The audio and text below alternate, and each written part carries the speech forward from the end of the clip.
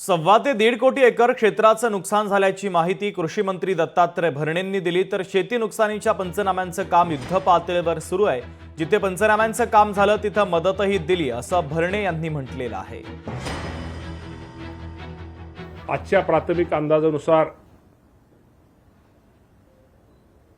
1.25 ते 1.5 कोटी एकर क्षेत्र ह्या शेतकऱ्यांचं माझ्या खूप मोठ्या प्रमाणात नुकसान झालेलं आहे। आमचे महसूलचे अधिकारी, कृषी विभागाचे अधिकारी, ग्रामविकासचे सगळेच अधिकारी हे सर्वजण त्या शेतीचं नुकसान झालं त्याचे पंचनामे करण्याचं काम हे युद्ध पातळीवर सुरू आहे। आपण त्यांना सानुग्रह अनुदान देतोय।